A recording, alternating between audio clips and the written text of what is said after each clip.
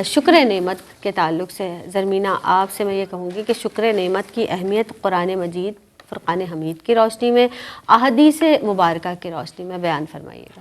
بہت شکریہ زینب۔ بسم اللہ الرحمن الرحیم۔ سب سے پہلے اللہ تعالیٰ کا کروڑ شکر کہ اللہ تعالیٰ نے آج ایک اہم موضوع کے ساتھ ہم سب کو یہاں حاضر ہونے کی توفیق عطا فرمائی کہ ہم تبادلہ خیال کر سکیں، اپنے خیالات کا اظہار کر سکیں۔ اللہ تعالیٰ سے دعا ہے کہ اللہ تعالیٰ ہمیں اپنا شکر کرنے کی، اپنی اچھی عبادت کرنے کی، اپنا اچھا ذکر کرنے کی توفیق عطا فرمائے۔ الہی آمین۔ جیسے قرآن پاک میں نعمتوں کا ذکر ہے مختلف، تو واللیل اذا یغشی والنہار اذا تجلی، سورہ لیل کے آغاز میں اللہ تعالیٰ نے فرمایا کہ دن اور رات کو بھی عظیم نعمتیں قرار دیا گیا ہے۔ آپ دیکھیں جب رات آتی ہے انسان پرسکون ہوتا ہے، ریلیکس کرتا ہے، سو جاتا ہے، اس کی تھکاوٹ سے اس کو آرام ملتا ہے۔ اگلا دن جب سورج طلوع ہوتا ہے تو پھر وہ دوبارہ اللہ رب العزت کی بارگاہ اقدس میں سربتوجود ہوتا ہے اور دوبارہ سے وہ اپنے معاش میں، اپنے ذکر، اپنے رزق حلال کی تلاش میں نکل کھڑا ہوتا ہے۔ تو دن اور رات کو اللہ تعالیٰ کی نعمتیں قرار دیا گیا ہے۔ پھر آقا دو جہاں حضرت محمد مصطفیٰ صلی اللہ علیہ وآلہ وسلم کی ذات اقدس ہمارے لیے سب سے بڑی نعمت ہے، نعمتیں عظمیٰ ہے جو وجہ وجود کائنات ہے، محسن انسانیت، نبی آخر الزماں احمد مجتبیٰ صلی اللہ علیہ وآلہ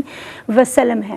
اور پھر اللہ رب العزت نے قرآن پاک میں ارشاد فرمایا، جس آیت کا مفہوم ہے کہ اللہ کی دی ہوئی ستھری چیزوں میں سے کھاؤ اور اللہ کا احسان مانو۔ نعیم الدین مراد آبادی رحمۃ اللہ علیہ اس تفسیر کے ضمن میں بیان کرتے ہیں کہ شکر کرنا واجب ہے، ہمیں ہر آن ہر حال میں اللہ رب العزت کا شکر ادا کرنا چاہیے۔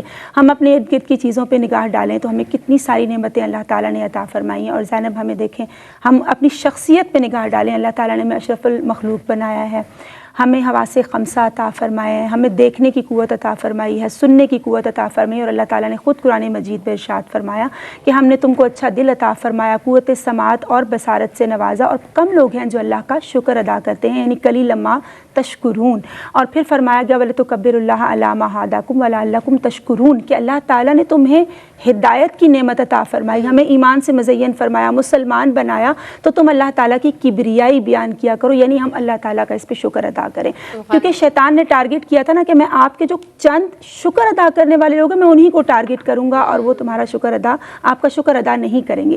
تو فی زمانہ میں بہت معذرت کے ساتھ واقعی زینب بہت کم لوگ ہوتے ہیں جو اللہ تعالیٰ کا صحیح معنوں میں اس کی نعمتوں کا ادراک رکھتے ہوئے، شعور رکھتے ہوئے اس کا شکر ادا کرتے ہیں۔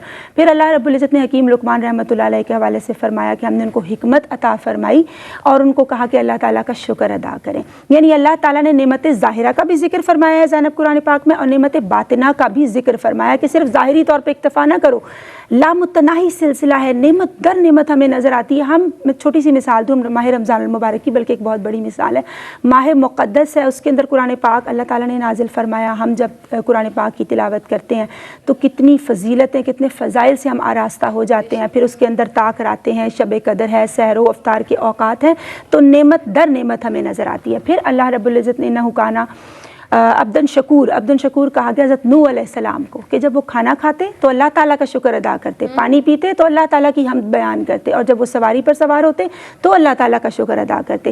حضرت داؤد علیہ السلام کے حوالے سے آتا ہے کہ آپ جنگلوں میں چلے جاتے، نہروں سے پانی پیتے، درختوں کے پتے کھاتے، اور پھر کہتے کہ اللہ تعالیٰ تو نے کتنی بڑی دعوت کر دی ہے۔ تو آپ دیکھیں اللہ تعالیٰ کا کتنا شکر ادا کیا کرتے تھے۔